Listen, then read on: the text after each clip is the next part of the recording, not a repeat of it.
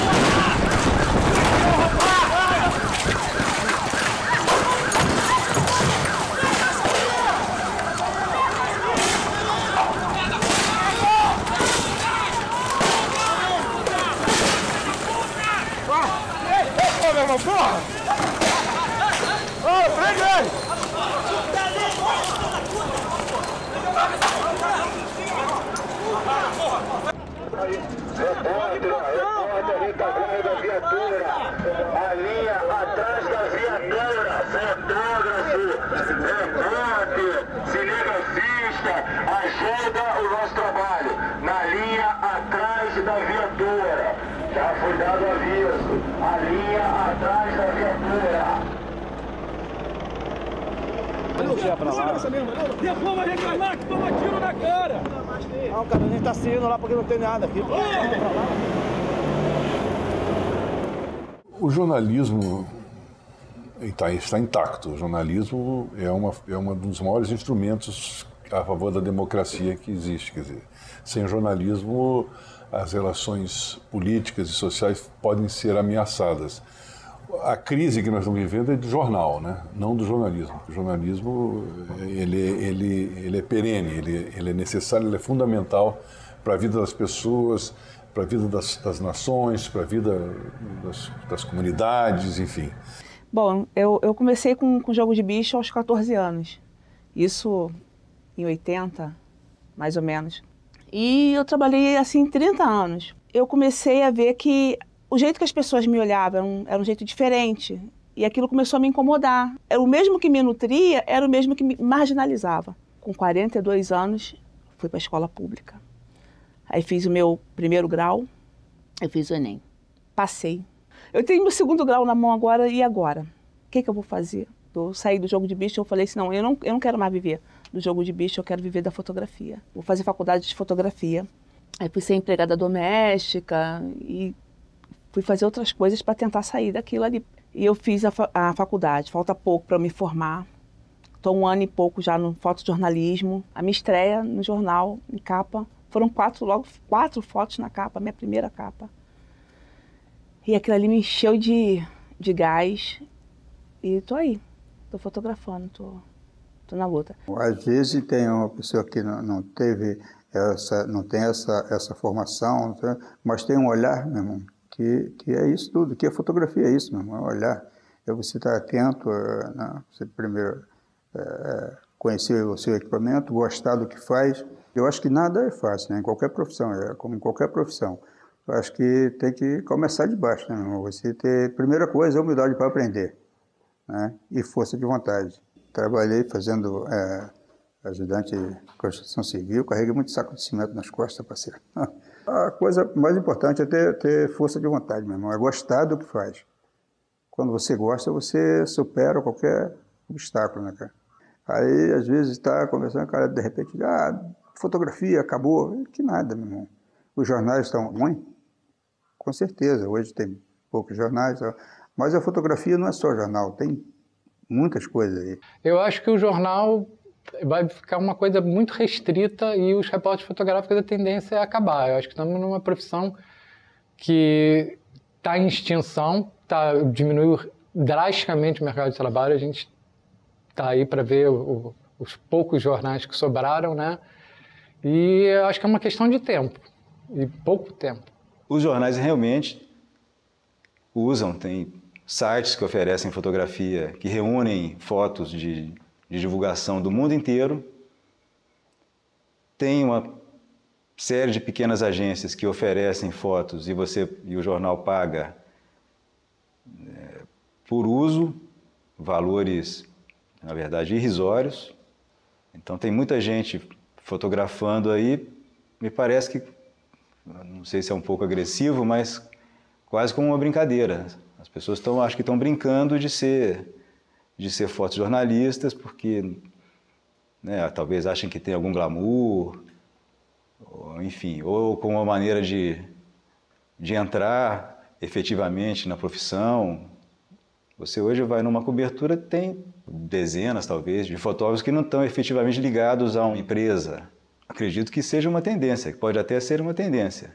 Mas se é uma tendência boa para a categoria, você entrar, vamos dizer, numa disputa e oferecer um trabalho que, na teoria, pelo menos, deveria ser um trabalho pensado, feito por gente gabaritada e pago com dignidade, né? Hoje, essa questão da mídia participativa, né, eu acho que existe muito abuso. Você faz uma foto e manda pelo WhatsApp, né, faz uma imagem, olha, filma na horizontal, não filma em pé, não filma na horizontal. Né? Só que isso precariza, né, porque você não tem qualidade, você não tem uma apuração aprofundada. Você pode fazer uma foto ali e quem vai provar que aquilo ali realmente é verdade? E aí, se o leitor lá manda uma foto manipulada? Eu não sou contra o jornalismo participativo, acho até legal, mas desde que preserve o profissional, né, e quanto mais experiente for o profissional, melhor, né, para analisar se as imagens, se aquela informação realmente bate com o que está sendo mostrado ali. Antes tu saía para fazer 2 pontos, tu vai fazer 5, 6. Eu acho que quem perde com isso é o leitor, né, é o telespectador, né, e a própria imprensa, né, perde muito com isso. Eu vejo o seguinte, o jornal, o fotógrafo mesmo de jornal impresso, o mercado acho que não se recupera mais, não sei, a não ser que mude totalmente a forma de fazer jornalismo, né? Arrumar uma outra forma, né? Agora, para ver a minha profissão como jornalista impresso acabar, eu acho perfeito se é para ter tudo isso que a gente vê hoje na rua, essa democracia da imagem, porque nada passa em branco, né? Ou seja, a pessoa que caiu do camburão é arrastada, alguém faz imagem, sabe? O tempo todo, você hoje você vê muita ação policial errada porque tem alguém fazendo imagem, sabe? E isso é ótimo. Se é para minha profissão, acabou por causa disso daí, porra, perfeito, muito bom. A gente tem uma visão hoje muito mais democrática do que tinha no passado. Não está só na mão dos jornais a mídia, vamos dizer assim, empresarial, né? Se por um lado o valor da imagem cada vez está mais forte, como nunca, né? E a fotografia vai acabar de jeito nenhum, mas o papel do fotógrafo está muito desvalorizado. A fotografia é muito mais do que jornal, é muito mais. O meu medo é não conseguir ver o que tem além do jornal. Eu acho que tem essa questão você falou da imprensa, que ela deve proteger os seus, né, com a integridade, tem que denunciar a agressão policial, tem que denunciar a agressão de manifestantes. Agora, o cinegrafista, o repórter que vai para a área de conflito, seja manifestação, seja tiroteio, seja guerra, Ele sabe para onde está indo. Eu vou porque quero ir. Sempre quando eu fui, eu quis ir. Tem outra questão das pessoas que não querem ir para a área de conflito. Aí é outra questão. Foi obrigado a ir. Mas a gente também está sujeito. Sujeito ao tiroteio, sujeito à, enfim, à agressão. O problema é a covardia, né? O problema é um policial que está ali para te defender, te tacar uma bala de borracha pelas costas. Muitos já receberam. E claro que tem o papel da imprensa e tem que ser muito respeitado. Mas a bala perdida, a bala que não veio para você, você está no meio, sabe?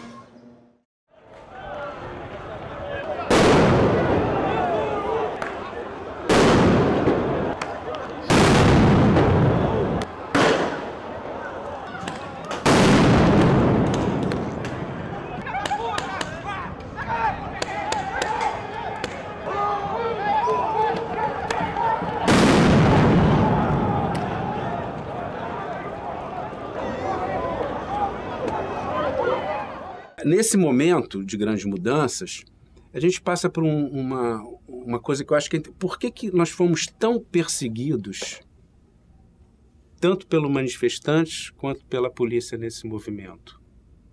Que papel histórico é esse que se chama mídia? A grande mídia que vira um inimigo, que de repente a gente passa a ter que esconder da onde a gente é, de ver companheiros sendo agredidos. Que momento é esse, cara? Que momento é esse? Boa pergunta. É um momento que, na realidade, nós fomos, né, organizações do Globo, taxados, né? Precisava de Mas alguém. não era só o Globo, não, a grande não empresa era, de um modo...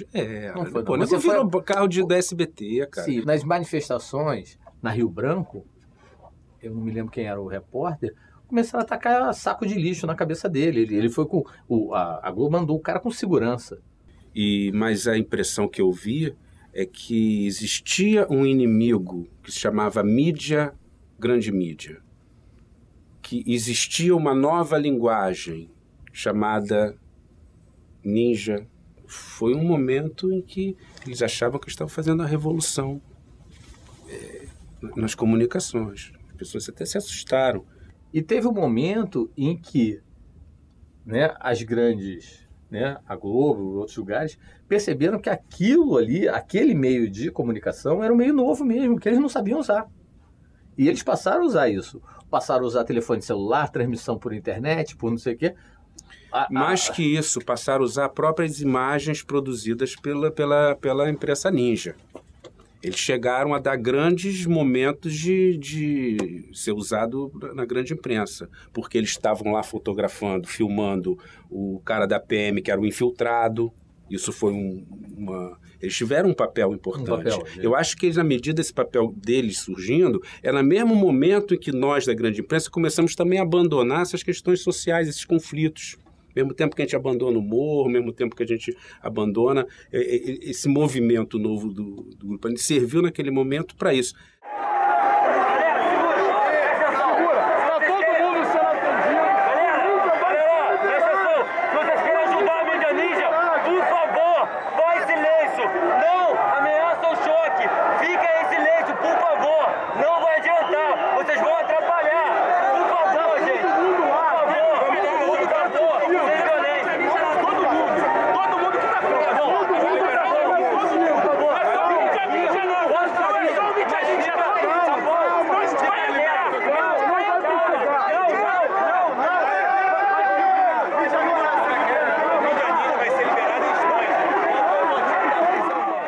Em 2013 traz como para a mídia independente, eu acho que tem algumas questões aí que são importantes, porque ela de fato dá visibilidade a esse novo canal, né, para o público em geral, que muda, que ajuda a mudar junto com essas mídias independentes que vão surgindo, esse modus operandi de fazer, né, horizontal, que contesta, não admite mais uma instituição vertical e detentora exclusiva de um poder da informação. Esse protagonismo não pertence mais à grande imprensa.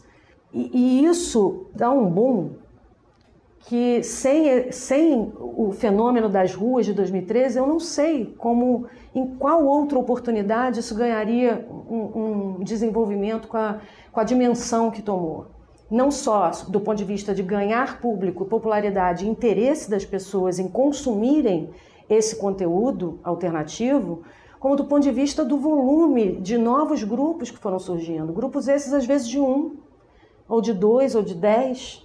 Né? Você tem vários grupinhos de mídia independente na cena do Rio de Janeiro, e todos com a sua personalidade editorial, e que surgem nesse florescer de 2013 nas ruas, que eu não consigo imaginar, se não fosse essa oportunidade, de que maneira teria crescido. É engraçado, na verdade, eu não gostava desse termo, mediativismo. Eu não gostava. Eu sempre fui repórter fotográfico, eu trabalho desde os 17 anos de idade. Quando começaram as manifestações agora, eu não tinha na minha cabeça, vamos mediativismo, isso nem passava pela cabeça, eu saí para registrar. Aí eu pensei, começar a fazer uns filmes também. Você encontrava sempre as mesmas pessoas, os fotógrafos de conflito, e você via pessoas diferentes, que se denominavam mediativistas, que era a galera que via do cinema e tal. Quando eu vi, eu já estava no meio do mediativismo, já fotografando conflitos. Agora, eu acho porque as pessoas estavam um pouco indignadas, né? Não só pelos 20 centavos, mas por uma série de coisas que estão até aparecendo hoje em dia na mídia, né? Que eu acho que a mídia corporativa não está nem conseguindo mais segurar. Entendeu? Quantidade de avalanche de porcarias que o governo vem fazendo, entendeu? Acho que você não precisa ser muito escolado para entender isso. Na verdade, eu não sei se exatamente é um conflito direto. Quer dizer, no primeiro momento me parece uma ideia e uma situação e um desenvolvimento de mídia muito bom e positivo, porque democratiza. O que antes demandava investimentos econômicos muito altos e restringia que poucas pessoas tivessem a possibilidade de produzir mídia e divulgar a mídia, né, isso ampliou. O que eu não acho produtivo para ninguém é quando a mídia independente acha que pode atacar fisicamente os membros da mídia já estabelecida ou da grande mídia, se quiserem. Né? Porque não vai ser através disso que se vai solucionar, não vai ser através disso que alguma das partes vai calar a outra. Nem com o poderio econômico, nem com o poder da violência. Né? Tem que existir uma convivência, tem que haver um entendimento, né, de que quem trabalha com a grande imprensa é um operário, é um trabalhador, né, que não necessariamente concorde, mas está ali também registrando, lado a lado. Então, aquele registro está sendo feito igualmente. O ativista, o jovem que vai para a rua da classe média, ele está ali pedindo, na verdade, mais liberdade. Ele está ali extravasando, exercendo uma catarse, uma utopia, né, o revolucionário, ou de liberdade. Ele está ali numa festa, né? Uma coisa bonita de você estar vivendo ali e tal. Enquanto na favela a disputa é por direitos, né? Então você vê, a luta na favela é constante, porque você está lutando por direitos. Não existe democracia nas comunidades. Você não consegue, numa comunidade, você, comunicador popular, você tem uma dificuldade muito grande para documentar a sua realidade, contar a sua história, mostrar o que está acontecendo, porque a repressão é muito grande. Quando o Estado ainda não sabia como lidar com aquilo, como acabar, e que estava procurando um culpado, né, um inimigo para poder apresentar e dizer, olha, esse é um inimigo, uma das primeiras criminalizações foi da favela. Mas para mim a mídia corporativa é uma das coisas mais nojentas que existem. E infelizmente, os jornalistas, por mais que eles sejam pessoas maravilhosas, como o Severino, sabe? A partir do momento que ele aceita, e ele tem que pagar as contas dele, eu entendo, mas ele aceita com a ilusão de que ele vai defender o seu próprio povo porque ele é um favelado, ele, na verdade, está sendo usado.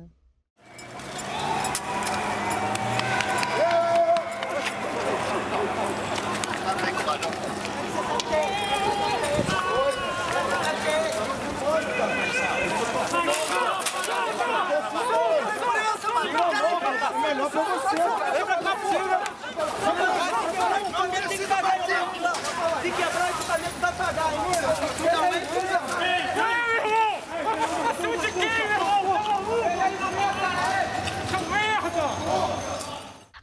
importância das corporações midiáticas não terem mais o poder absoluto. Eles não têm mais poder absoluto. Eles podem botar onde quiser que um menino de 11 anos foi o traficante.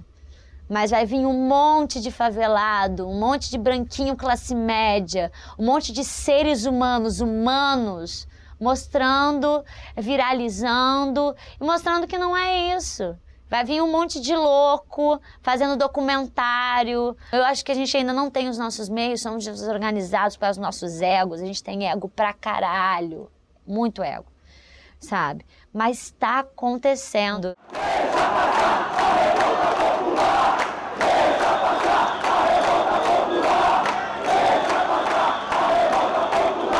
Eu escrevi um texto sobre o Mídia Ninja. Naquele momento, assim, eu virei inimigo público número 1, meteram minha cara no Facebook, assim, este é Marcelo Carnaval infiltrado nas minhas... Eu não tô infiltrado em lugar nenhum, eu tava fazendo meu papel, aí não quis me proteger, não, você não vai à manifestação? É claro que eu vou à manifestação, como é que eu não vou à manifestação? Primeiro, eu não acredito nesse negócio de Facebook e não vai guardar minha cara por causa daquilo. Outra coisa que a gente tá de capacete, não sei o que, nem minha mãe me reconhece direito ali. Isso, cara, eu acho que meu papel é estar lá. E assim, o Júnior Alves, cara, um momento lá, o cara filmando pra Globo de GoPro, não sei o que, ele é da Globo, ele é da Globo. Cara, tu tinha que entrar pra... Era uma coisa muito, assim, voltada pra TV Globo. Faz parte, rapaz, faz parte. É da profissão. O cenário mudou, as pessoas começaram a pensar de uma maneira política e socioeconômica diferente, foram para a rua. Eu acho que houve... os mídia-ativistas aproveitaram isso e outras pessoas que não eram a favor do governo aproveitaram aquele momento, o manifesto de estudantes, que começou pelos 20 centavos, e começaram a protestar de uma maneira arrogante. Eu vejo essa manifestação como uma manifestação arrogante. Na minha opinião, é uma manifestação com política por trás disso. Quem é que fomenta fogos? Quem é que fomenta o quebra-quebra? Eu acho que isso é sem propósito. Essa manifestação deixou a gente também numa situação frágil, porque nós, jornalistas, íamos lá cobrir e nós éramos rechaçados por eles, por conta de trabalhar num veículo estabelecido, e eles não eram estabelecidos. Eles reclamavam e falavam da imprensa o tempo todo, eles rechaçavam a imprensa o tempo todo. O cara soltou um rojão e, por um acaso, caiu em cima dessa imprensa. Essa imprensa que eles tanto criticavam, a imprensa estabelecida. Os meios de comunicação, ou o que chamamos de meio de comunicação, que na verdade são grandes empresas de comunicação, têm os seus interesses e estavam também nessa disputa, numa briga de hegemonia. E eles fazem isso com muita competência, inclusive fingindo que não fazem. Eles passam a disputar a pauta de 2013. A Rede Globo, no Rio de Janeiro, mais do que um veículo de comunicação, é uma grande empresa que tem negócios, tem questões administrativas que estavam ali disputadas. Ela preferiu e ela conseguiu conduzir, de alguma maneira, esse debate para dizer o seguinte: houve violência ou não houve violência? A violência da polícia de um lado e dos black blocs de outro. O jornal do dia seguinte, a pauta inexistia. A ideia dos grandes eventos, do dinheiro público destinado a isso, enfim, da pauta da mobilidade urbana, da concepção de cidade, tudo foi substituído gradativamente pela pauta da violência. A pauta da violência interessava as empresas de comunicação, porque assim elas desviavam de alguma maneira de uma pauta que, de alguma forma, elas atingia nos seus interesses econômicos e administrativos sobre uma cidade, por exemplo, como o Rio de Janeiro. Importante, eu não discuto a importância desse tipo de manifestação. Acho todos muito justos, muito legítimos e eu apoio. Agora, isso não é jornalismo como a gente conhece, não é jornalismo profissional, é propaganda de uma causa, de um movimento político, não é jornalismo. Ficou comprovado depois que havia uma ligação do Freixo, do deputado Freixo do PSOL, com alguns dos manifestantes, apoio político também, não questiono. Acho legítimo que o deputado apoie quem quer que seja. É ilegítimo se ele apoiar gente que quebra ou destrói coisas ou ameaça a integridade física de outras pessoas, como aqueles que jogaram um rojão e mataram um cinegrafista da TV Bandeirantes. Aqueles caras também, indiretamente, tinham o apoio do mesmo grupo. No caso do Santiago, foi fatal, ele morreu, foi uma comoção, praticamente destruiu todos os ganhos das manifestações daquele ano.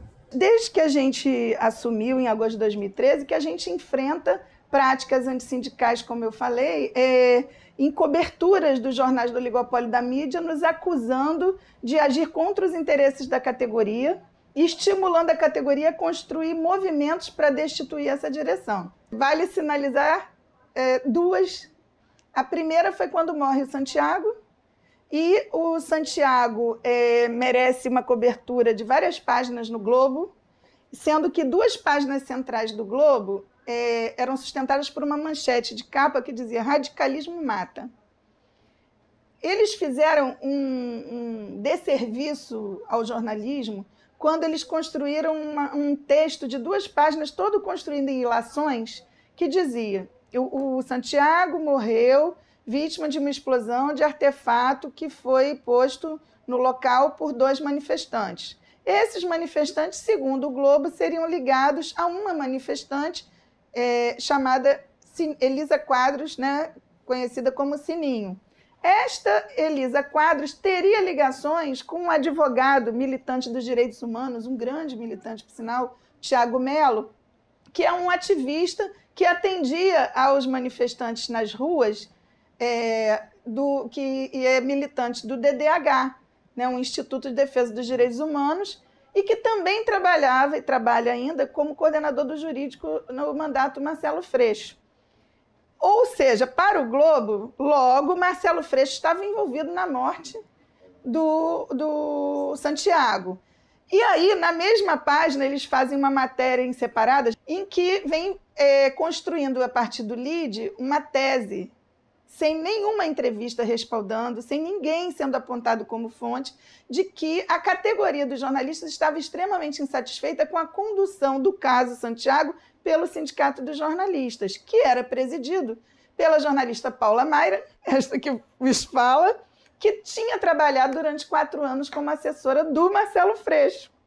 Logo, eu estaria envolvida, né, nesta cadeia infame na morte do Santiago Andrade. O que a Rede Globo fez ou tentou fazer comigo foi uma das coisas mais covardes que eu já vivi e que eu já vi, né? Foi uma aberração, é inacreditável o tamanho da covardia ali impressa. Quem me conhece sabe perfeitamente que eu nunca defendi e nunca entendi a violência como método da política. Muito pelo contrário, sou reconhecido por ser um defensor dos direitos humanos e por estar numa briga das mais transparentes há muitos anos, muito antes de ter mandato, muito antes de ter qualquer sigla partidária. E a Rede Globo ali precisava arrumar culpados, e os seus culpados precisavam ser aqueles inimigos que disputam também uma concepção de cidade. E ali nessa disputa do entendimento de 2013 era hora de criminalizar os movimentos sociais, criminalizando também determinadas lideranças políticas. Eu não fui o único, mas evidentemente tentar associar, né, a morte do Santiago, né, a brutalidade da morte de Santiago com a minha pessoa foi muito combatida com muita criatividade nas redes sociais. Isso virou piada, isso virou fantasia de carnaval, ou tenho ligação com o Freixo. O que quer dizer ter ligações com o Freixo? Minha filha tem ligação comigo, meus amigos têm ligação comigo, eu tenho ligação com um monte de gente. Mas ainda bem que hoje a gente tem uma rede social que permite uma resposta a essa altura. É muito triste, né? A morte do Santiago foi uma coisa muito triste, porque, poxa, ele estava fazendo o que a gente faz todo dia. Poxa, quantas vezes a gente não vai para uma manifestação e tem bomba e tem... Quantas vezes já passamos por isso, né? Ele estava fazendo o que sabia fazer, né?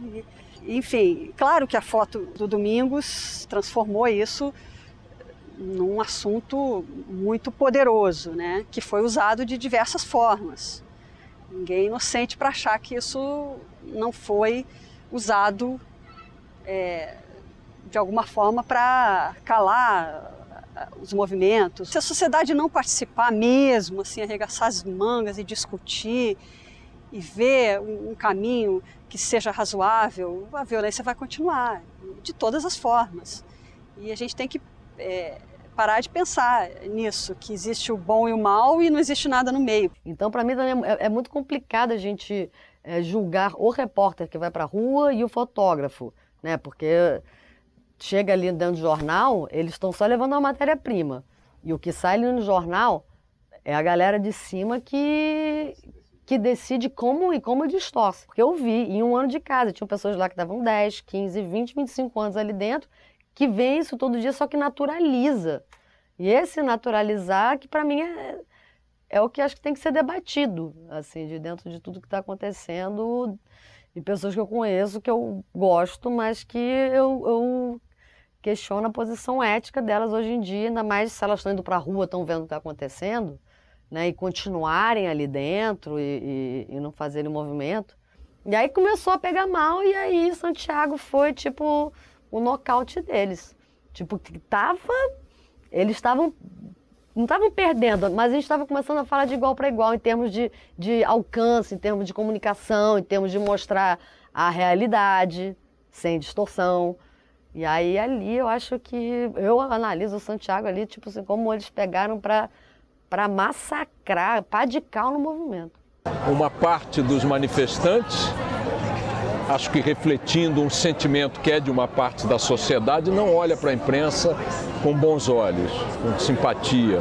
E nesse sentido, não apenas restrita aos idiotas do Black Bloc, mas manifestas por setores até pacíficos nas manifestações, houve atos de menosprezo, desprezo pelo trabalho da mídia, vaias, coisas desse tipo.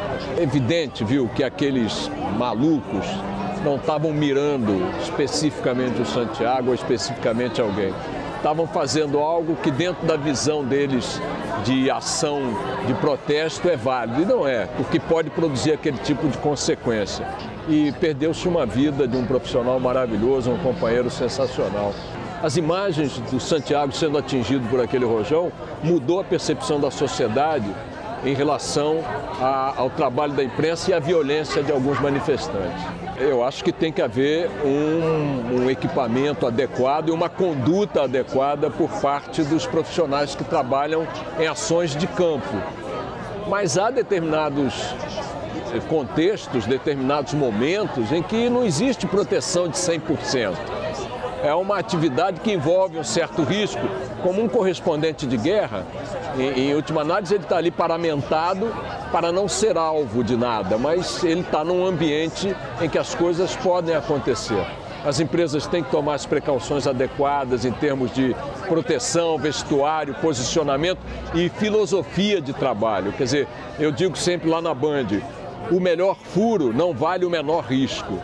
Agora, o imponderável é o imponderável, tá certo? Quer dizer, querer usar um fato que é notoriamente isolado, estatisticamente isolado, como referência de um padrão de descuido ou de falta de atenção no trabalho dos profissionais que estão em campo, eu acho um pouco exagerado. Mas eu acho que nós estamos vivendo um momento de cada um por si, Deus por todos. Então, salve-se quem puder. Eu acho que muitos fotógrafos apanharam essa coisa, quebraram câmera, aquilo. Engraçado isso. Nós estamos vivendo uma época democrática, entre aspas, né? Quantos fotógrafos foram arrebentados aqui nesse... Outros perderam o olho aqui. Que democracia é essa? Que loucura é essa? País democrático, estamos vivendo democracia. E, no entanto, mais do que, inclusive, em 68, na época da própria ditadura militar, e não aconteceram fatos mais importantes, mais terríveis, que eu quero dizer, trágicos para alguns fotógrafos, do que na época da ditadura. Que momento é esse? Que coisa louca é essa? Que estamos vivendo um país democrático e, no entanto, a polícia está massacrando os profissionais de imprensa, está uma loucura terrível. Em 68, na época da ditadura, provavelmente, você só tinha um lado, você sabia que você estava ali do lado do estudante, não ia acontecer nada. Eu sempre estava do lado do estudante. Você levava bala, levava pancada, quebrava, mas você sabia que você tinha ali a proteção e era uma troca de proteção, né? Os estudantes sabiam que estavam protegidos por você e vice-versa. Agora, em 2013, não, você não sabia em que lado você estava. Onde é que você podia apanhar, onde é que você podiam quebrar teu equipamento. Mas eu acho importante você estar fotografando, seja manifestações, seja guerra de tráfico, seja qualquer coisa, e a fotografia tem esse papel importante de mostrar o momento o decisivo da imagem ou o contexto da história para mostrar a realidade de cada situação.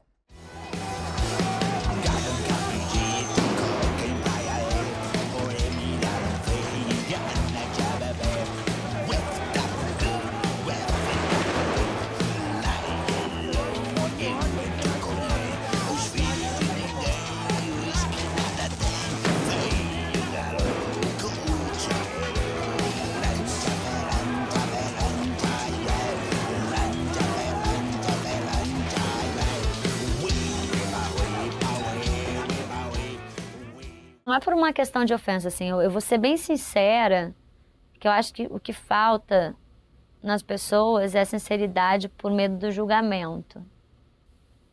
Então eu vou ser bem sincera, assim, a única coisa que eu pensei é, por favor, meu Deus, não mata esse homem, porque se esse homem morrer, vai ser o nosso fim. Eu tinha certeza, ali acabou, tinha acabado, morreu uma pessoa que todo mundo é responsável, todo mundo ali era responsável. Eu sou responsável por ter brigado menos, de repente, com jornalistas, sabe? Eu não sei, eu podia ter feito alguma coisa, o Santiago podia ter pensado, porra, bota a porra do capacete, cara. Ele não tá numa guerra, mas ele tá num lugar que é perigoso, sabe? A polícia podia ter um pouco mais de calma, mas eles matam todo dia a gente na favela, como é que eles imaginam o que é a gente ali, um bando de gadinho pra eles ali, né? Então, assim, aquilo pra mim foi uma merda e a forma que a mídia usou isso foi a coisa mais nojenta.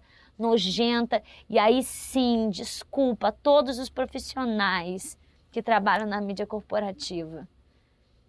Ali, vocês foram mau caráteres. Mau caráter. Porque vocês sabiam da consequência. Eu acho que eu também tô sem o dele também. Passa pra ele, passa pra ele.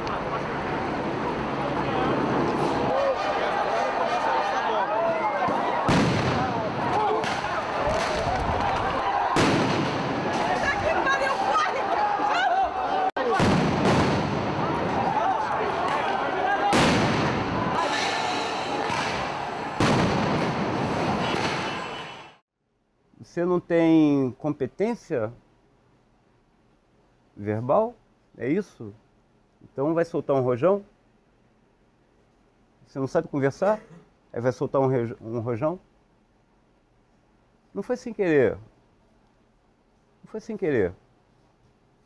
Ele pode não ter dito, olha, eu vou matar aquele cara. Mas, bicho, acendeu? Tá na cara que podia dar merda, cara. E deu. Entendeu? E vão viver com isso pra sempre. Porque exatamente essa hora, esse cara tá fazendo falta pra essa família, cara. A gente tá aqui pra trabalhar, a gente não tá aqui pra morrer, não, porra. A morte do Santiago muda completamente a história das manifestações de 2013. Eu arrisco dizer, inclusive, que as imagens ali captadas, o significado da morte do Santiago mudou integralmente o rumo daquele movimento, o rumo daquela história ali daquele momento. A tragédia era uma tragédia anunciada. A gente sabia que a qualquer momento podia acontecer alguma coisa. Ninguém esperava que fosse com alguém da imprensa. Nós esperávamos que algum jovem, que algum manifestante pudesse acabar perdendo a vida. Estávamos preocupados, falávamos sobre isso naquele momento. A violência estava cada vez maior, era num crescente muito grande. Existiam inúmeras irresponsabilidades acontecendo ao mesmo tempo. Mas aquele rojão mudou a história dos movimentos. É evidente que aqueles garotos não queriam ou não tinham a intenção de atingir o Santiago. É evidente. Agora é evidente também que foi uma inconsequência inaceitável, a gente sabe disso. Eu conheci o Santiago. O Santiago trabalhava na Bandeirantes, ele já tinha feito inúmeras matérias comigo, né, na minha sala.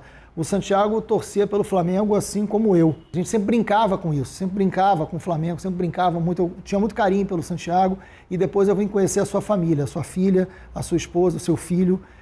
Muito pouca gente sabe disso, talvez seja a primeira vez que eu esteja revelando isso publicamente, mas depois da morte de Santiago eu fui procurado e comecei a ajudar a família. E não fiz isso para qualquer satisfação, fiz isso por carinho ao Santiago, carinho à Vanessa, carinho à sua família. E ao mesmo tempo acompanhava um processo que tentava utilizar de forma muito perversa, de forma muito violenta, a morte do Santiago, criminalizando diversas pessoas. A morte do Santiago permitiu o fim dessa história.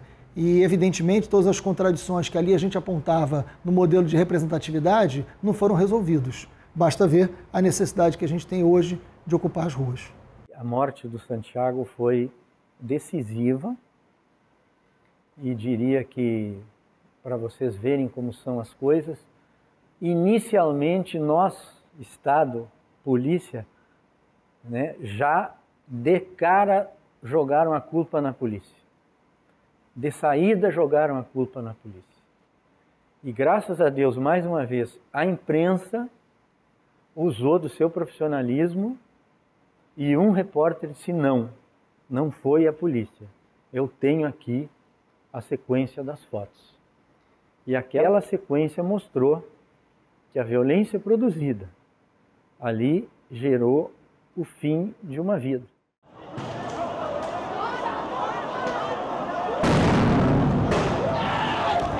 Para, porra!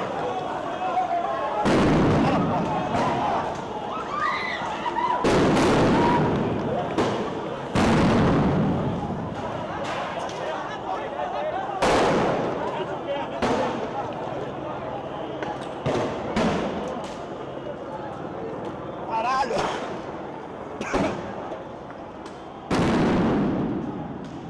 Puta que pariu!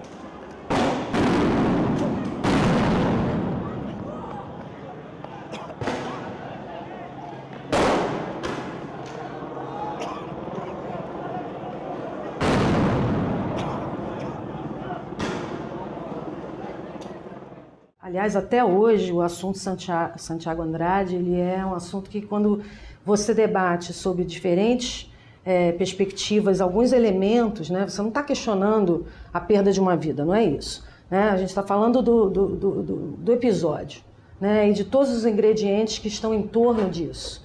E que talvez, se tivessem tido determinados desdobramentos anteriores, Santiago tivesse vivo, né?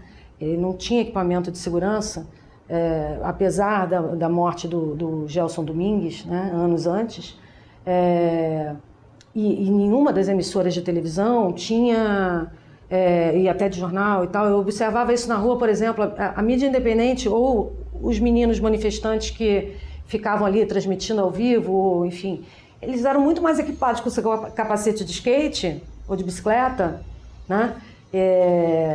E a sua máscara de gás para poder resistir a estar ali e fazer o seu trabalho de registro fotográfico, o que seja, do que profissionais, colegas da grande mídia.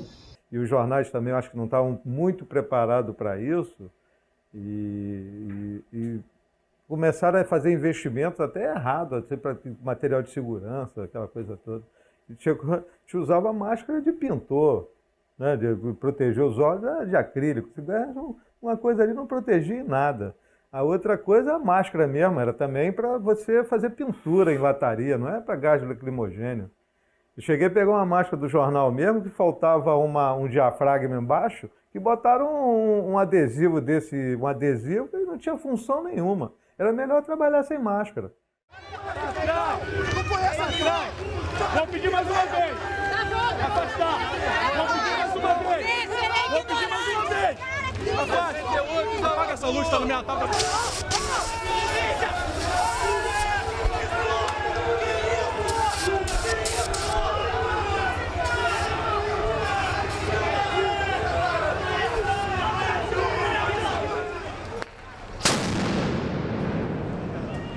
Porra, velho, eu me sinto completamente oprimido, entendeu?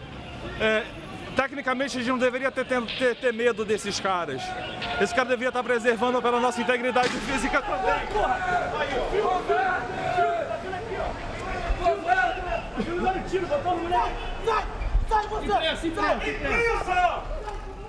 Então, se fosse um companheiro nosso morto na frente das câmeras, ia ter sido como foi as outras 13 mortes que já tinham acontecido no Brasil. Elas iam ser filmadas e os grandes veículos de comunicação, os seus fotógrafos, eles iriam filmar, porque os caras que estão ali, eles estão na ponta do iceberg, eles estão fazendo o trabalho dele. E isso nunca foi problema para o movimento, ou para nós, mídia ativistas, trabalhar com pessoas e fotógrafos que trabalham para instituições como a Globo, o Dia, que seja. Eles iam fotografar, mas na hora do editorial não ia passar. Como não passou nada do Fernandão. O Fernandão morreu por inalação de gás, ele era anão, ele era cineasta e tal. Então, para ele foi muito mais prejudicial. Manifestação de rua, o pessoal bota a mão na frente da sua câmera, não vai fazer foto aqui, não pode. Como assim não pode? Como assim não pode? Você não tá na rua, você não tá gritando, você não tá querendo quebrar alguma coisa, não tá xingando alguém? O Brasil, desde a ditadura ali, não tinha histórico de ir pra rua reclamar por nada.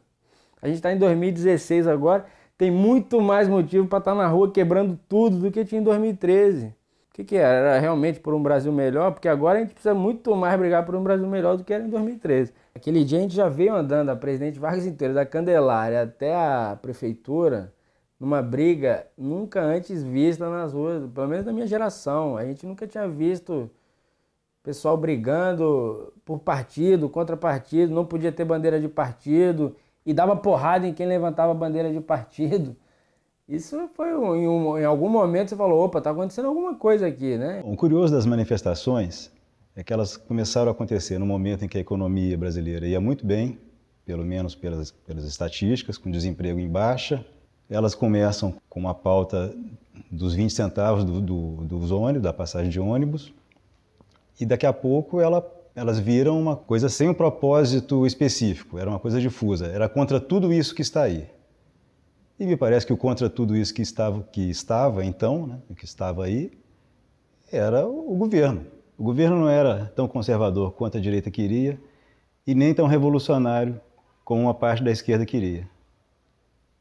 Acho que esses dois segmentos se encontraram na rua e deu essa confusão toda que deu.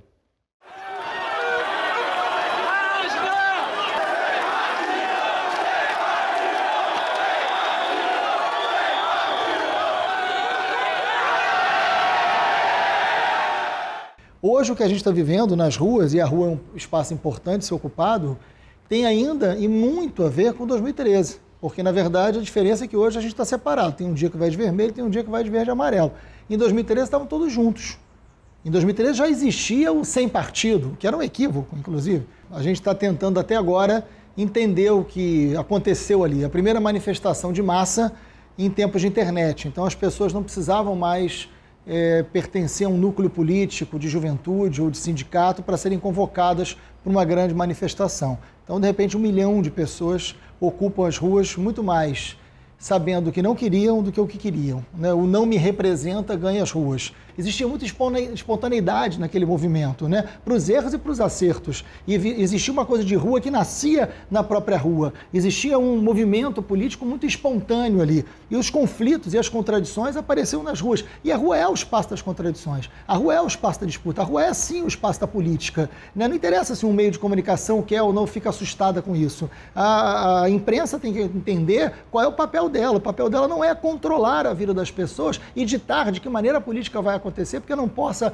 pode acontecer de uma maneira diferente daquela que ela entende ou atinge os seus negócios. Ela faz parte dessa disputa política e isso foi travado. E eles perderam essa disputa. Tinha ali uma disputa de entendimento, de sentido de 2013, mas havia uma coisa maior que pairava todos os partidos, todas as pessoas, todos os movimentos, que era um sentimento de não representatividade. Eu percebi que assim, sempre as pessoas têm essa visão da imprensa, né? Por que existe uma preocupação com a imprensa? Porque sabe que a imprensa está lá para denunciar. Então, eu, na cobertura das manifestações, por diversas vezes, os manifestantes estavam quebrando um banco, quebrando uma loja e pedia não fotografa. E eu falava para eles assim, você está fazendo o quê? É manifestação? Eu estou aqui, eu sou jornalista. Então, se esse é o teu protesto, eu tenho que relatar o teu protesto, senão não vai servir de nada. O meu papel é de informar, de relatar os fatos. Quem tem que julgar é juiz é que julga. Jornalista informa.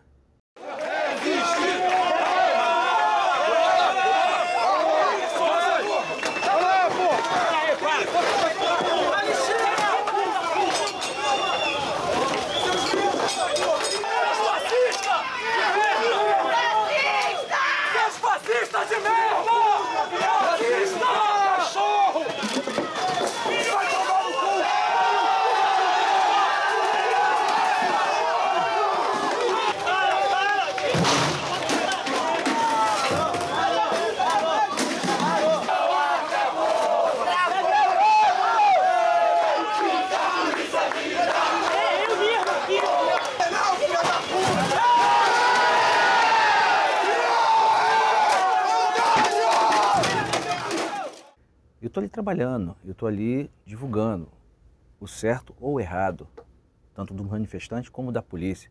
Se a polícia agir certo, eu vou filmar certo, o certo. Se filmar fizer o errado, eu vou mostrar o errado. É a mesma coisa os manifestantes. Se os caras estão ali fazendo a manifestação deles, né, cobrando do governo, cobrando da sociedade, tentando mostrar o que é errado, o que é certo, eu estou ali como uma pessoa neutra, como um profissional de televisão ali, entendeu? Não só eu, como outros profissionais de outras emissoras foram agredidos, foram escorraçados, entendeu? Foram cercados, entendeu? Não só pelos manifestantes, como a própria polícia. Na verdade, a mídia em si, ela ficou no fogo cruzado. Todos que iam cobrir aquela situação ali, ia com aquela coisa, meu irmão, tem tudo para dar errado, porque o alvo ali não é o manifestante, o alvo ali não é a polícia, o alvo ali é a imprensa. Viramos alvo da polícia e alvo dos manifestantes. Eu, assim, me senti, em certos momentos, até fiquei com medo, mas, assim, a profissão fala mais alto. Então, eu tentei fazer o melhor de mim, cheguei a ser atingido por tiro de bala de borracha, cheguei a tomar soco, chegaram até a jogar um coquetel molotov em cima da imprensa, e eu era um dos que estava ali no meio ali, chegou a pegar fogo na minha calça, entendeu? Uma coisa que eu, como jornalista, já estou há 25 anos no ramo, nunca tinha passado por isso.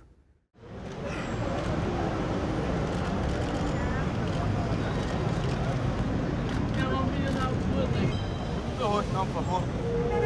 O Amarildo. O que tu acha, Amarildo? A gente tá caçando o Santiago também, parceiro. Como é que a gente faz? A gente pode até trocar o marido pelo Santiago. Pode ser. Pode ser? Tá caçando quem ainda na mochila, parceiro? Amarildo? Tá. Quer falar? Eu disse que queria falar. Baixa a câmera, por favor. Se tu achar o Amarildo, bota a lembrança pra ele. Se tu acha o Santiago também, pra gente. Por favor. Tá parceiro, não é que eu tô parceiro. Fica quieto aí que nem os outros tal, filmando uma porra, bem pra Aí depois que a gente encosta a mão, diz, manifestante agrediu um fotógrafo e vai embora. Não é não, é porque vocês provocam. Tá bom, então, beleza. Vocês não, um merda que nem tu. Tá bom. Fala, meu parceiro. Oi. Força! Tá certo, o que aconteceu com o Santiago, alguém teve culpa, mas nem todo mundo teve culpa do que aconteceu com ele, não. O Coroa morreu debaixo do ônibus por causa da PM, passou na Globo, passou na Band, passou na Record, ninguém falou. Quem foi que viu essa reportagem na mídia, fala pra mim, levanta a mão. Chama a Globo aí agora. Quem foi que viu? Cadê a Globo aí? Cadê a Globo? Cadê a Globo? Cadê o repórter da Globo pra mostrar isso aqui? Cadê ele agora? E uma outra pessoa morreu durante a manifestação da quinta-feira passada no Rio de Janeiro, a mesma em que o cinegrafista da Band foi atingido por um artefato explosivo. A vítima foi um homem de 72 anos que se assustou com o protesto e acabou atropelado por um ônibus. O atropelamento foi gravado pela mídia Ninja. A vítima está embaixo do ônibus na Avenida Presidente Vargas. O ferido é Tasman Amaral Acioli, de 72 anos. Nós estamos lamentando muito a morte do cinegrafista. Estamos muito tristes com isso. Mas a verdade é uma coisa, isso aqui não foi anunciado pela mídia. Isso aqui não foi anunciado. Morreu essa pessoa aqui, no mesmo dia que o cinegrafista foi atingido. Manda a Globo entrevistar a mulher dele também. Não vai porque não é interesse. A gente está triste, eu quero deixar claro, triste pela morte do cinegrafista. Santiago, nós também exigimos que isso aqui seja publicado, seja falado também sobre essa morte, sobre essa perda também. Aí a gente entende que é um boicote à manifestação, não querem a gente na rua, não querem que a gente vá para a rua, se manifestar, como eu tenho falado, de forma nos limites que a lei permite. A gente também vai tentar fazer aqui a mesma coisa que fizeram ali, tá? Pela morte do cinegrafista, vamos tentar fazer por ele aqui também. Daqui a pouco, dependendo da quantidade de pessoas, nós também vamos bater uma salva de palmas para ele e pro cinegrafista também, em homenagem aos dois.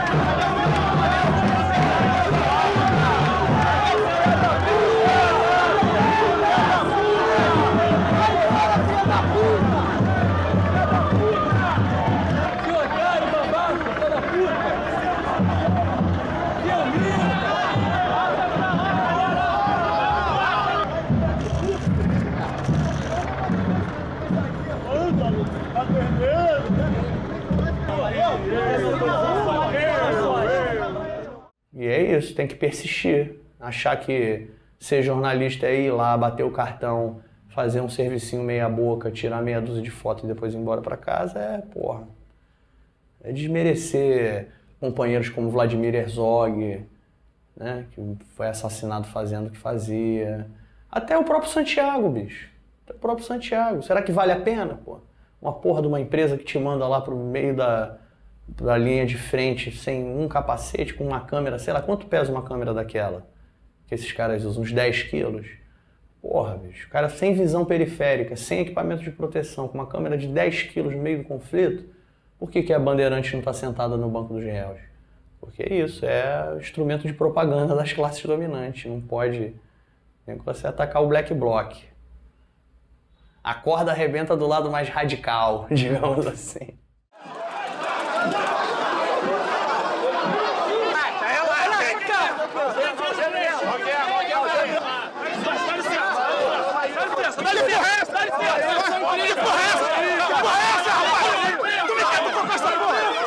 Você que me bateu!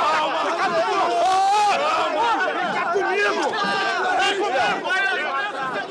Que isso, cara? Tá prendendo a imprensa? Tira a mão de mim, tira a mão de mim! Vai!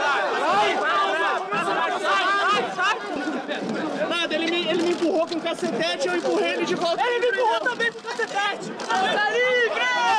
Imprensa livre, mano! Não tem oficial, eu tô sendo preso sem oficial, sem motivo, trabalhando. Não. Quem vai levar meu equipamento? Jamais. Nome, jornalista. Patrick Granja. Já passaram 40 minutos. Já passaram 40 minutos, eu ainda tô aqui dentro da viatura, dando volta no Rio de Janeiro. Eu já liguei para meus amigos, para meus pais, para o pessoal do jornal, pedindo para seguir lá para a 17ª DP. E eles arrancam, porque eles sabem que eu tô filmando, então eles arrancam com a viatura para tirar a estabilidade da imagem. E eu vou caindo de um lado para o outro. Muita gente que estava ali não tinha nada a ver. Por exemplo, eu vi situações que quebravam uma banca de jornal pelo cara de vender um certo jornal que eles não gostavam, quebrava a banca do cara, sendo que o cara não trabalha para o jornal.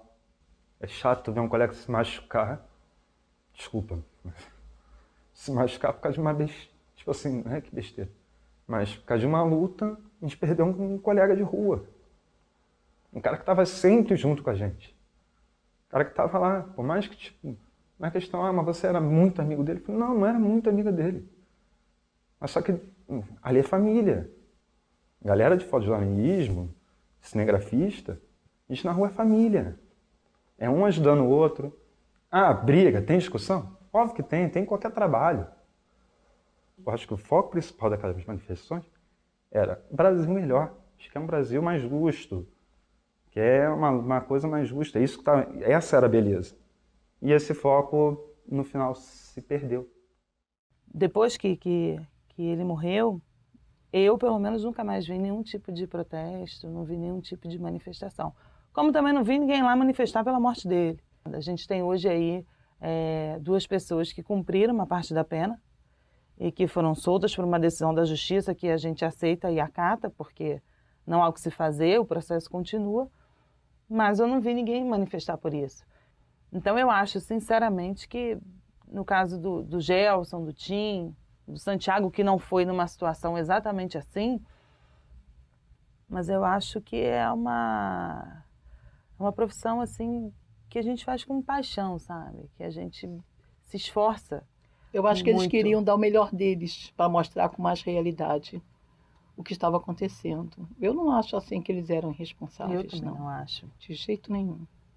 Eu acho apenas que eles quiseram mostrar realmente o trabalho de jornalismo.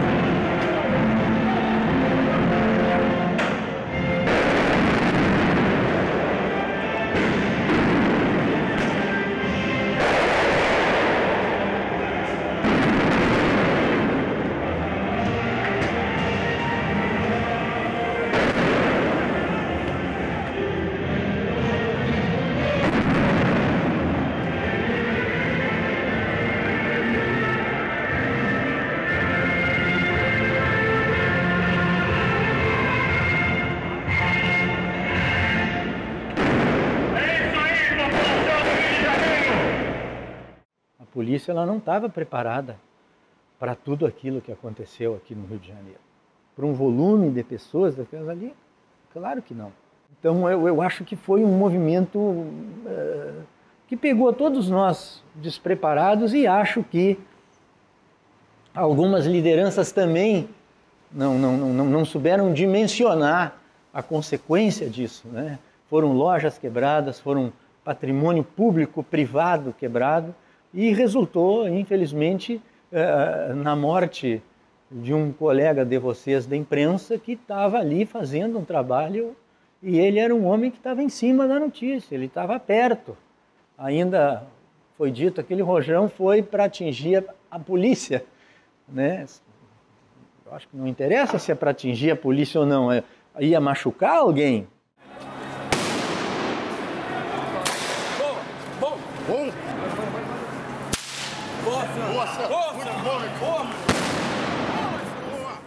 A morte do Santiago, ela, primeiro, é uma tragédia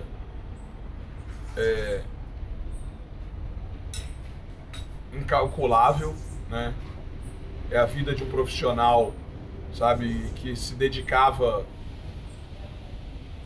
muito fortemente para aquilo, mas a forma com que eles transformaram aquilo ali num insumo para que ativista virasse terrorista faz parte desse conluio mafioso que, por um lado, os vitimizava e, por outro lado, colocava culpa ao entorno de todos aqueles que poderiam criminalizá-los. Assim, não assumiram em nenhum momento a responsabilidade por terem incitado, saca, a violência naquele processo todo e tentaram transferir a responsabilidade dessa violência para movimentos que surgiram pacíficos e foram pacíficos até o momento onde o Estado brasileiro, junto com a mídia, transformaram essa história toda numa história muito violenta. Desde o primeiro momento, o principal não era as milhares de pessoas nas ruas, eram, saca, black blocs quebrando os bancos. Desde o primeiro momento, não era um levante de consciência do povo brasileiro, era, sabe, as manifestações bolivarianas, sabe, de movimentos organizados e paraestatais que estavam a fim de lutar contra a família brasileira.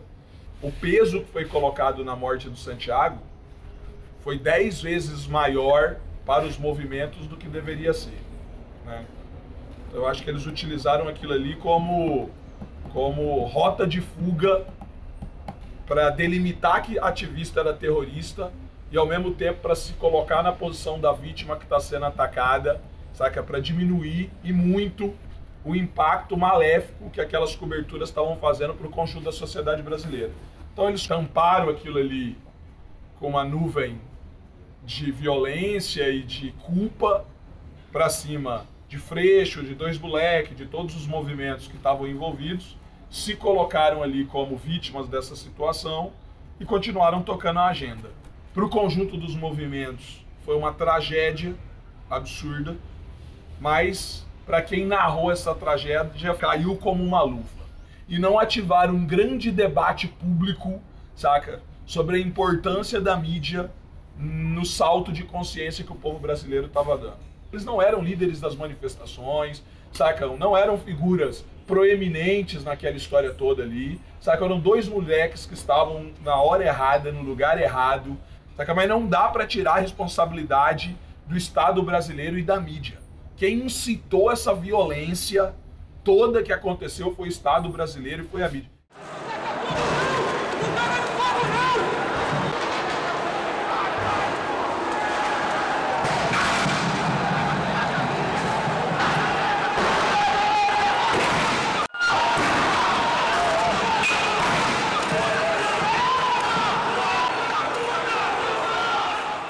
Porque as polícias no Brasil, né, elas não têm uma história boa, né?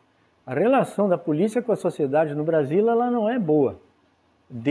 Porque a polícia ela carrega, bem ou mal, ainda aquele ranço lá dos anos 60, 70 e até 80. Ela carrega esse ranço. Então, eu acho que tem muita gente que não gosta da polícia e tem seus motivos para isso, e de uma certa forma a polícia também não gosta de certos segmentos da sociedade. Fotografando, meu direito de trabalhar foi removido, foi a violência dos caras. Um policial por trás deu uma paulada no meu pé, mais de R$1.000 em prejuízo. E agora, quem paga por isso? É o Cabral? Não sei. É o secretário de segurança.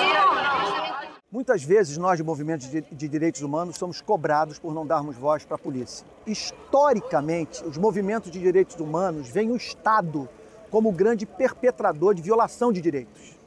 Como as forças policiais fazem parte do aparelho do Estado, muitas vezes nós nos esquecemos que o policial pode sofrer também violação de direitos. Quando as autoridades públicas cobram de nós darmos voz para a polícia, é importante que elas entendam que elas não nos oferecem segurança para ficarmos do lado da polícia numa cidade como o Rio de Janeiro e, no momento como esse, que a gente vem para as ruas para protestar, não somos ouvidos. Aqui nós estamos. Oi, senta aqui, filho, senta aqui. Tem que ser socorrido. Senta aqui. A cabeça. Senta aqui, senta aqui, senta aqui. Aqui, chama o bombeiro aqui. Chama o bombeiro. Cara, esse cara tá muito ferido. Aqui já. Polícia bate, me bate. Eu sei, eu vi. Quem bateu? Me bateu. Policial. Chama o bombeiro aqui, ó. Até aí, mesmo. Até aí, mesmo. Cheiro dele. Caralho. Olha, eu acho que a foto do Domingos, ela foi emblemática, era tudo que eles queriam mesmo, mostrar a que ponto que chegaram as manifestações, né? E foi muito mais usada, divulgada muito amplamente, não só pela importância da foto, jornalisticamente, mas pelos acontecimentos também. Eu acho que, eu não digo que ajudou, mas ela fez parte da campanha para segurar as manifestações, criminalizar o pessoal que estava fazendo as manifestações. Se algum profissional algum dia ao olhar essa foto teve vontade de fazer ela, eu falo de coração, eu acho que por mais que você vai ser um cara premiado, por mais que você, através dos seus prêmios, você vai ter reconhecimento, por mais que você ganhe grana com esses prêmios, não vale a pena, cara. Não vale a pena porque o profissional que está proposto a essa linha de olhar sobre a sociedade, ele está o tempo todo na beira de um abismo, entendeu? Você vai ter que saber caminhar ali. Por que essa imagem chocou tanto as pessoas? Por que essa imagem chocou tanto os próprios fotógrafos? Por que essa imagem chocou tanto a sociedade?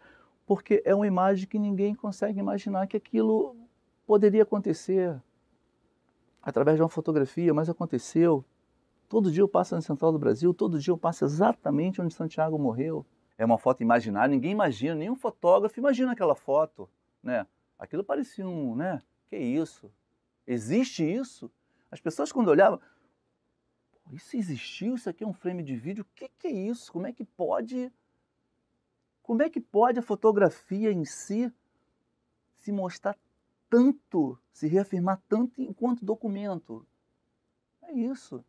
A foto só é premiada ao nível que foi por ser publicada em jornais de mídia tradicional, porque senão ela seria esquecida no Facebook uma semana seguinte. Isso a gente vê todo dia, grandes imagens sendo substituídas por grandes imagens, chegam até a ser icônicas, mas são facilmente caídas no esquecimento por não estarem impressas ali. O outro ponto é o nome que a foto foi premiada, né? Que aí a gente entra numa discussão de liberdade, ataque à liberdade de imprensa, isso ele é meu ídolo, a gente fala disso abertamente, e não existe isso. Como que foi um ataque à liberdade de imprensa? Sabe, o cara disparou ali um rojão e assim atingiu o Santiago, esse é o ponto, aconteceu, vai ter que assumir, alguém vai ter que assumir, mas aconteceu, já era para ter acontecido antes, podia ter acontecido comigo, podia ter acontecido com você, podia ter acontecido com o Domingos, aconteceu com o Santiago. É o registro mais importante aí das últimas décadas do fotojornalismo, mas está longe de ser um ataque à liberdade de imprensa, né? o Santiago Andrade ele tinha que morrer, né? Bem claro, não a pessoa do Santiago, mas uma figura ela tinha que morrer em algum momento para você criminalizar e para você fazer o divisor de águas, que foi o que aconteceu. A morte do Santiago ela é um divisor de águas para o movimento e para a opinião pública também. A mídia, o Estado ele só estava esperando aquele momento. Ia acontecer, mais cedo ou mais tarde ia acontecer.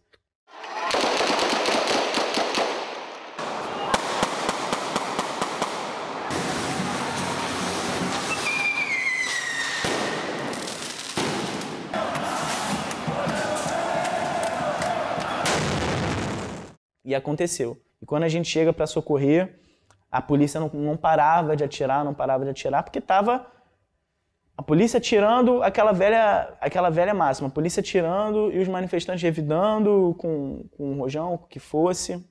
Saí de perto do corpo dele, tinha um cinegrafista fazendo uma compressa para tentar segurar o sangue, corri em cima do coronel do choque, não sei se era tenente, coronel, e falei, olha só, acabou, a brincadeira acabou.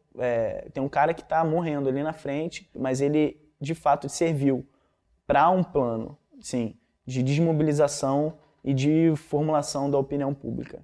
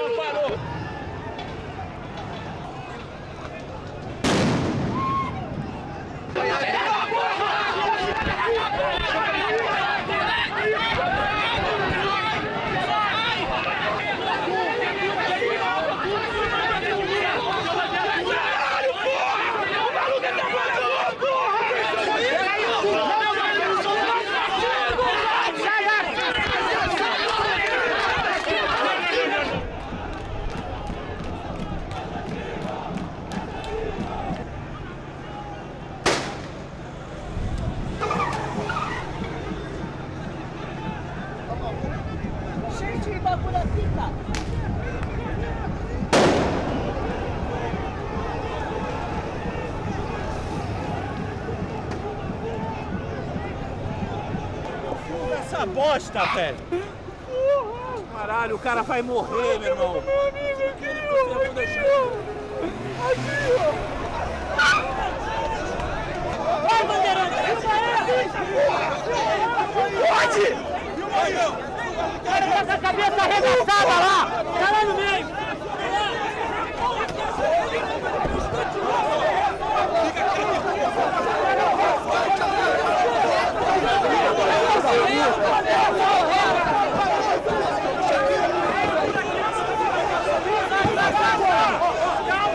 Vocês vão matar o cara!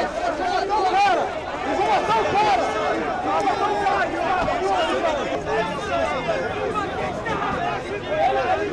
Filma aí! Filma aí! Vai, Bernardo! O que você quer que eu faça? Pô, que isso, porra, na hora! Eu tava parado lá, jogaram uma bomba de lá pra cá, caseira, não sei se foi caseira, se foi uma granada, acertou nele, acertaram em cima dele, mano. Falar de Santiago é meio difícil, porque Santiago era uma pessoa assim muito cautelosa. Conversamos rapidamente, ele me orientando e eu ia orientando ele. Ele estava mais preocupado comigo do que com ele. Mas uma coisa que ele comentou comigo, né, que aquilo não era a praia dele. Ele não gostava de fazer esse tipo de matéria. Protesto, tiroteio em favela, ele não gostava. E infelizmente, naquele dia, 10 de fevereiro de 2014, ele passou por mim e me cumprimentou, me abraçou rapidamente. E eu até falei com ele, Santiago, pô, não vai pra lá não, o bicho tá pegando pra lá. E no momento quando eu levantei a cabeça, em direção ao hospital, na Presidente Vargas, soltaram um rojão. Explodiu. Ele ouviu o barulho, voltou. E levantei a cabeça eu vi aquele rojão rodando no chão e subindo. Não tinha nem como filmar, meu. Eu não sabia o que fazer. Eu corria para lá, corria para cá e eu com a câmera dele na mão.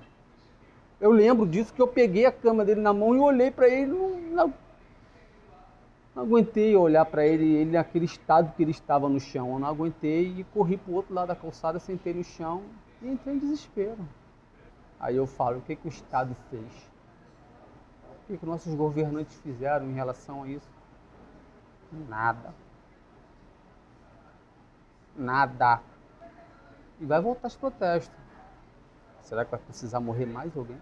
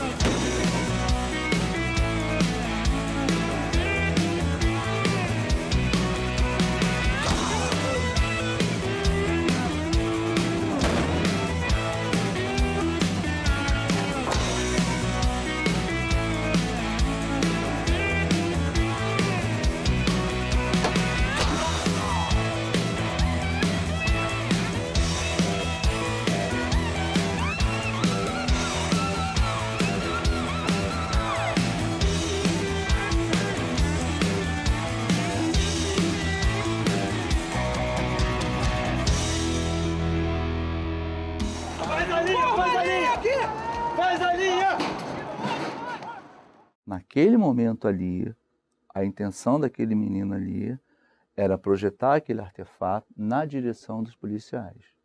Se batesse nos policiais, ia morrer o policial, ia ser um crime. O crime já estava acontecendo. A intenção não era essa, mas aconteceu. E cada um tem que ser responsável pelo aquilo que faz, entendeu? Foi ele que aconteceu com ele. Cara, posso falar só pra você, brother? Só pra você? Mas é um dos maiores karmas da minha vida. Eu fiz tudo. Fiz tudo. Tô até nervoso. Mas o que que houve? Ele foi... Cara, não fala pra ninguém. Que isso aqui eu vou ter que chegar na direção. Entendeu? Você vai ter que... O cara do Black Boy botou aquele morteirão grandão no chão, acendeu e saiu correndo. Aí o cinegrafista veio passando, o morteiro foi e arrebentou a cabeça dele. Nosso amigo, rapaz. Caralho. Brother, papo de irmão. Não conta isso pra ninguém. Não. Porque isso vai ter que ser nível de direção, entendeu? Tipo, não sei porque eu confio em você, não falei pra ninguém. Não. Entendeu? Imagem impressionante, cara. Caralho, tu fez essa foto? Carro, tem vários carros pra carregar. Puta merda. Oi. Tomara que ele esteja vivo, cara. Antes das manifestações, teve uma repórter da Band que foi baleada no Santa Marta. Aí depois veio o Gelson, que foi na favela de Antares, não foi? Aí depois o Santiago. É complicado, porque você vê, num confronto que tem, as armas que os bandidos usam, esses coletes que eles dão, mal segura tiro de 38. E a galera já está tão acostumada com isso, que vira uma coisa de, não, eu vou ali fazer e já venho. Vai ser rapidinho, não vai acontecer nada. E acontece. Você vê, o Santiago ele estava sem nenhuma proteção. Ele não tinha nada ali, não tinha nenhuma máscara de gás com ele. Tipo assim, vai ali, faz aquela imagem ali, daqui a pouco você está de volta para a redação e ele não voltou mais. Porque você tem que ter um material de segurança de trabalho, é o mínimo que você pode ter para quando você vai cobrir. Que seja uma manifestação, que seja uma operação em área de risco, qualquer coisa que o profissional vai correr o risco, ele tem que estar protegido. Vai passar batido ali, pô, morreu, vai bater palma todo mundo na redação, vai fazer homenagem e tal. E menos um. Eu só vi essa foto, acho que mais 2 vezes só, porque eu não consigo ver. Não consigo assim. Mas as vezes que eu vi, eu senti uma tristeza muito grande, que eu queria o melhor para ele. E vendo ele assim caído, ainda segurando a câmera, que ele tinha muita responsabilidade, ele caiu segurando a câmera. Se em algum momento, por alguma forma, por algum olhar, por algum preconceito, se existiu algum olhar sobre esta foto vindo da própria categoria, Cara, na boa, eu não tô nem aí para isso. O que importa para mim, o que me importou, assim, é um abraço da esposa do Santiago, um abraço da filha do Santiago. Isso para mim é o que importa, o resto, essas pessoas importam para mim. É um momento enquanto, assim, tá todo mundo discutindo essa coisa, onde vai parar o papel, onde vai parar o fotojornalismo. Mas quando uma fotografia tem o poder de transformação, ela sempre vai vir com uma carga histórica muito forte. E, geralmente, essas cargas históricas, elas são mazelas muito tristes da sociedade. Elas se tornam fotografia histórica porque elas mudaram e vão mudar alguma coisa. A fotografia em si, ela foi um marco pelo impacto que ela causou em todos nós, a ponto das pessoas pararem e repensarem, né? E ela foi fundamental porque ela fez ali, na minha maneira de ver, ela fez, através da imprensa, através desse repórter, ela fez justiça. Mas o que disso, qual é a lição que eu acho que disso saiu? Eu acho que todos aprendemos. Acho que os manifestantes hoje, talvez, espero, não usem mais esse método, né? Eu acho que a polícia também viu que ela tem que melhorar, que ela tem que se preparar para uma situação dessas. E espero que daqui para frente continuem as manifestações. Mas continuem as manifestações de uma maneira civilizada, porque se não houver atitudes democráticas ou atitudes civilizadas, né, é como se a manifestação não existisse. É uma foto que dói, né? É uma foto que emociona e faz você questionar tudo. Principalmente porque você estava ali. É uma foto que mexe com a tua parte mais sensível, né? Que é assistir uma pessoa morrer. Não poder fazer nada. Você sabe que você cumpriu a sua missão, você estava ali para fazer aquilo e você conseguiu fazer, né? Mas assim, é fato que uma imagem como aquela você carrega para o resto da sua vida, né? E os questionamentos também. Mas o fato é que você foi colocado ali para realizar exatamente aquilo, que é registrar aquela imagem. Quando o cara arrisca a vida dele para entrar em qualquer lugar, ele entra lá com a alma, com o corpo, com tudo aberto, para contar a história que ele gostaria de contar. Chega um momento na tua carreira que a briga não é uma primeira página. Entendeu? A briga é por mudar alguma coisa. Esse, para mim, é um dos maiores conflitos de quem faz um jornalismo sério. E temos muitos fazendo isso.